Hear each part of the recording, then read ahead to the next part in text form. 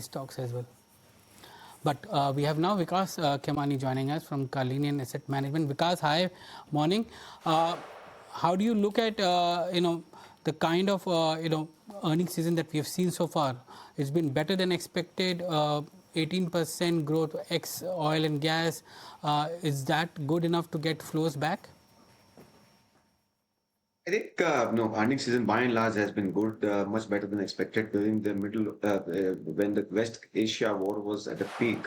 I think everybody said that Q1 numbers would be better than expectation from the Q1 was kind of already tapered off. But the numbers have been by and large very good, and I think that shows the underlying resilience in the economy and all the drivers of the growth.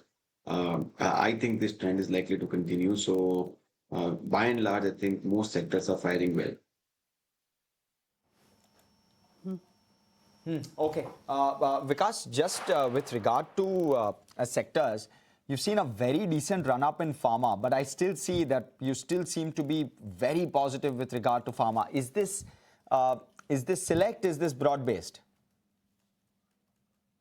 I think while on a structural basis, we've been very positive on CDMO, pharma, healthcare as a space. And I see that those drivers continue to remain very, very strong. I don't think anything unlikely changing in hurry.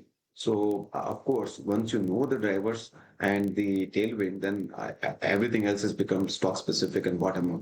So it's always combination of these two, but we continue to remain very positive on the space. Because it is still the top conviction call, pharma and specifically CDMO space? Yes, I think again, like I said, we've been positive on this for quite some time and continue to remain that, and we have not changed any position on that. Of course, some different stocks have done very well, and so might have trimmed some weight, but that is nothing to do with this. Might be more risk management tool. But in that sense, this is not the only sector. I mean, we are quite positive with especially given the credit number came, the BFSI whole pack looks quite decent. Automobile pack looks quite decent. So it's a good news is that the earning is quite diverse, including IT, in my opinion, looking quite. So it's not that, for us, we can change our view tomorrow, but generally speaking, we are quite optimistic about the earning recovery, which we have seen. I think 2027 would be at least 14-15% earning growth at index level, which sets the stage for a good market rebound. Because you always talked about manufacturing and technology remaining the core structural theme for India. Tell me, where is it that you're finding opportunity, bottom up, if at all, at this juncture? Because it seems like a very well-discovered space by now. Very well discovered does not mean that there are no opportunities. In fact, we wrote, this question I've been asked about manufacturing. We started our fund on this in 2020, but every year I've been asked this question, is it over?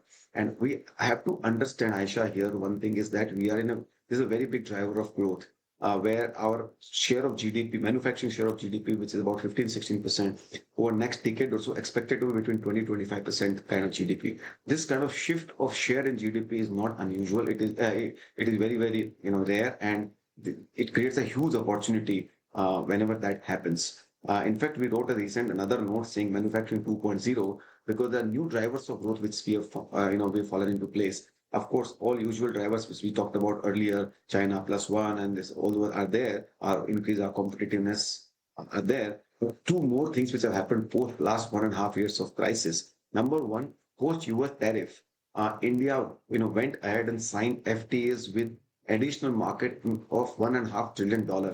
This window of opportunity has opened up for India in a big way. Of course, these things tend to play out not in a quarter, they play out in years. So I'm talking about, from a next 3 to 5 year perspective, or maybe longer.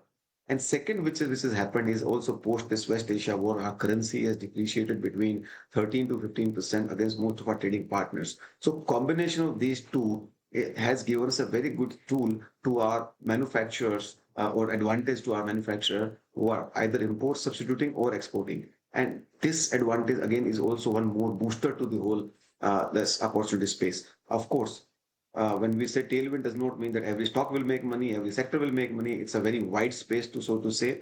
But the theme to keep in mind, import substitution and export oriented. Within that, it could be auto component, chemicals, it could be defense, it could be capital goods, it could be textile. It's a very wide sort of space. But I think it's here to stay and it'll be quite promising.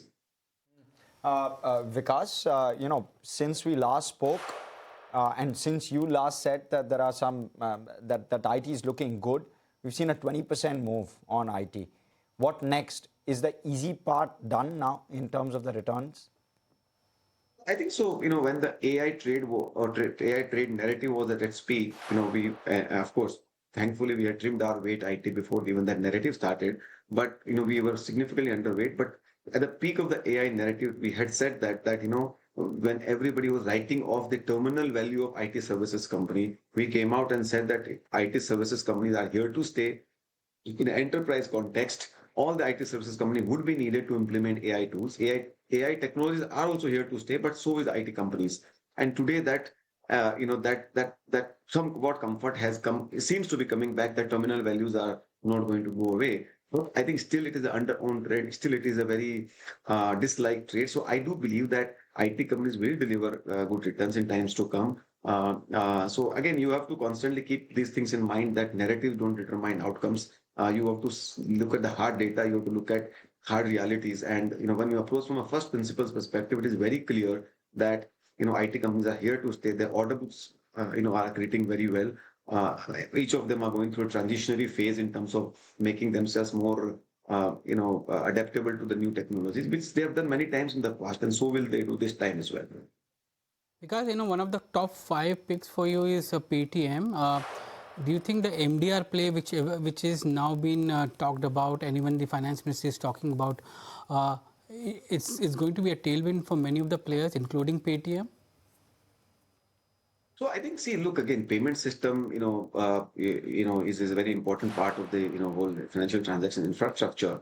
And when it came to market in 2021, we very strongly felt that the risk reward and overvaluation was not at all justified, given because ultimately the profitability and cash flow were missing and valuations were obscene. But last year, when we found that the same monopolistic or almost duopolistic payment infrastructure, which is available, and it's moving towards more cash flow generation. Obviously, these are very, very valuable assets. So in the payment space is here to stay. And I think government at one point in time subsidized that. Some point in time, MDR is likely to come. When, I have no idea. And our investment thesis does not depend only on this one MDR shift happening. I think in general, there are many drivers of the growth for the whole space, and that is what we believe.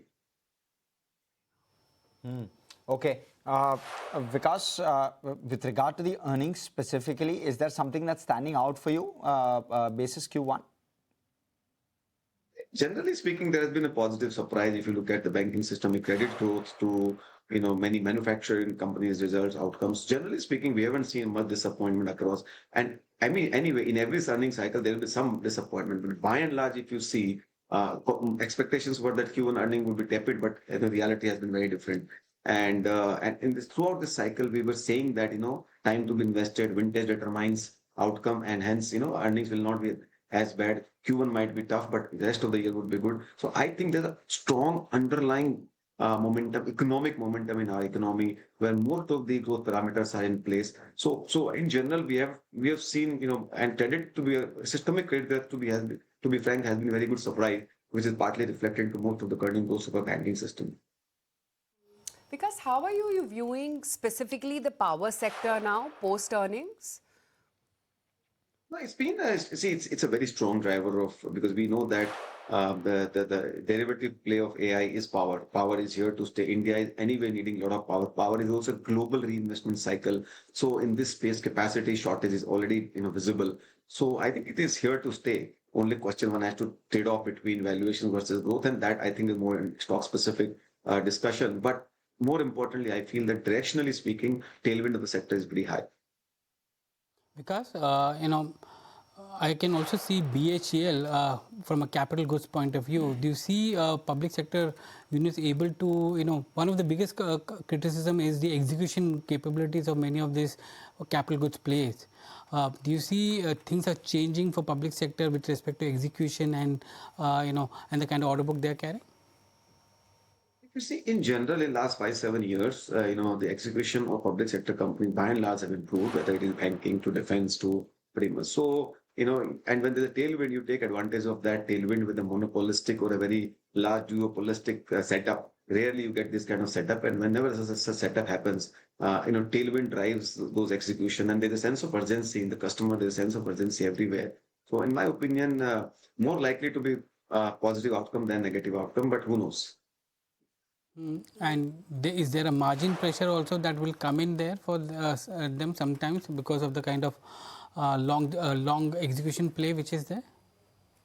In fact, it's going to be margin accretive because our margin expansion, the operating leverage comes with a high order book. See, typically all these players are very high, fixed cost kind of setup. And, incrementally two things are happening. The per megawatt cost of power, thermal power has gone up, which used to be 560 crores, has gone to 10, 11 crore kind of range. So there's a shift which has happened. So margins are kind of strong. And secondly, operating leverage also kicks in. So both combination of new pricing of the new order as well as operating leverage should keep them going for many years.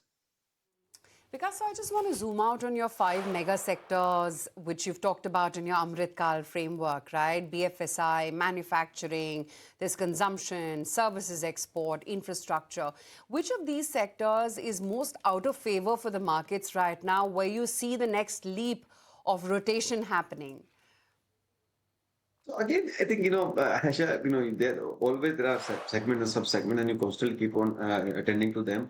Probably the IT services within the services space was out of favor or is still out of favor right now. And we kind of stuck our neck out and saying that, it is here to stay, to bounce back. In between, it was for, services sector like hotels and all those things, which seems to be again coming back. So what I'm saying is that they are all tactical trades which will keep coming back. But generally speaking, our objective is that in each of them, there will be always some idea, always some sub-segment which will do well. And our job is to constantly kind of keep looking for example, I think recently chemicals have come back within the manufacturing space. So like this, you will always find something or other coming back. Idea is to keep looking for, tactically as well as strategically. Just lastly, Vikas, therefore, anything that's looking tactically good at this point in time? I mean, IT was a great call. Anything like that looking deep value and probably poised for a re-rating? I think probably, PSU banks looks, to my mind, interesting at this point in time.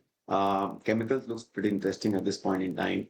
Again, you got to look at the individual stock specific. I'm not getting it, but generally these two segments to me looks like a good setup for a good risk reward investment from a short to medium term. Okay. Vikas, always good having you on the show. And here's once again wishing you many congratulations on the SEBI approval for launching a mutual fund. When is that happening, though? Thank you, Aisha. I think, we filed our schemes with SEBI pending for approval. So hopefully next couple of months, once we receive, we will launch. And that time I'll come back to you with our specific dates and our strategy. Dundee, look forward to that. Good speaking with you as always. Likewise. That's the